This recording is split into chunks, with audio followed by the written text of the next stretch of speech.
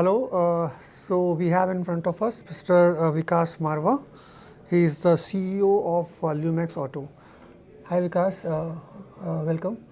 So I just wanted to understand from your side, since you grew about 5x in the past 5 years, so how do you see your company charting its way up for the next 5 years, say Vision 2030, if you can provide some color on it? So the last 5-year journey for Lumax Auto Technology, of course, has been phenomenal, as several joint ventures and the standalone entity businesses that we strategized upon between 2018 to 2020 period, they have fructified to midterm milestones where they stand today in terms of both revenue and profitability. The next 5 years, we intend to keep growing in terms of our North Star vision that we have unveiled 3 quarters back of 2020, which is like continuing to grow at 20% CAGR year on year and 20% ROS. That is something that we would like to focus upon, these two being the key parameters of this particular journey. Before 2030, we are looking at a 2028 milestone, where we see the revenue scaling up from the current 4,500 crores that we are targeting for the current year to about 6,500 crores and a very clear 1,000 crore rupees EBITDA. This is the profitability objective that we are driving with, because we want to be cash flow sufficient to that extent. Of course, this last 5-year journey is a mix of two M&A actions. One ISC having been acquired and now 100% acquired by Lumax Auto Technology, and another being a 60/40 acquisition of a CNG based company. We will be looking aggressively at M&A also to be able to contribute further towards this growth, and probably if we can cross a 10,000 crore mark by 2030, I think that is something that would be a good achievement. Great. And also, since EV is a buzz, all around the industry, but you have taken a path wherein being fuel agnostic is the way. So what made you being so broad based? If you can just talk about it and with the context of what's happening in past 2-3 years.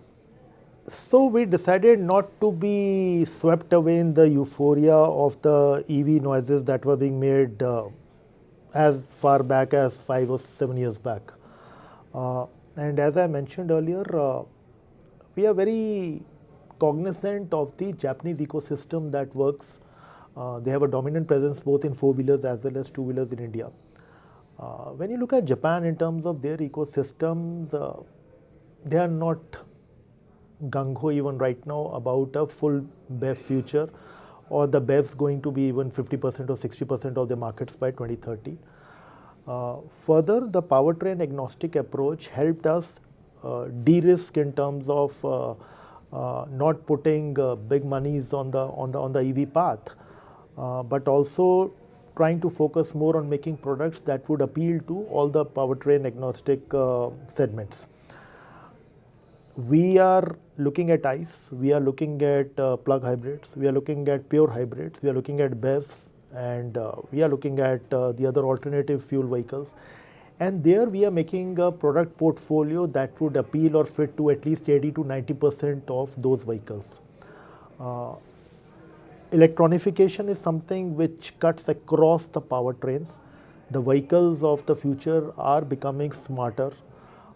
The software-driven vehicles are the future, whether be it in BEVs or whether in any other powertrain. And that gives us the confidence that LATL, by its diverse nature, Lumax Auto Technology, will be able to present a wide bouquet of product portfolios that are very nicely defined, that would be able to then drive forward our growth. Okay.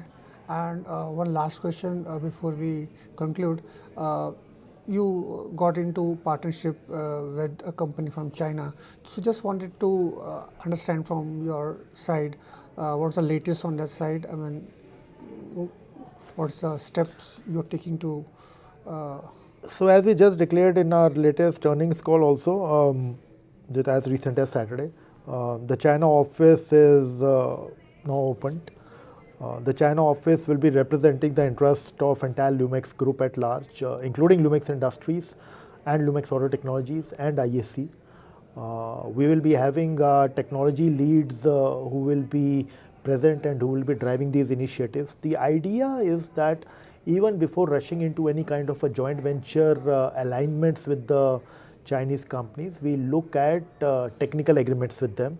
So we have already formed some technical agreements for IAC. We will be forming more technical agreements for the other group entities. And more than that, we are looking at optimizing the raw material sourcing, learning about the new technologies, because there is a humongous amount of work that is happening there. So due to geopolitical reasons, India having remained close to China for last 5 years has not really helped. And we find now an opportunity to leverage upon what China has clearly developed, not only for itself but for the world. But more about this, I think we'll be in a more clear position to talk about in terms of what we have achieved over the next 6 to 12 months. Great. Thanks, Vikas. Thanks a lot. Thank you, Shaka. Thanks for your time. Thank you. Thank you.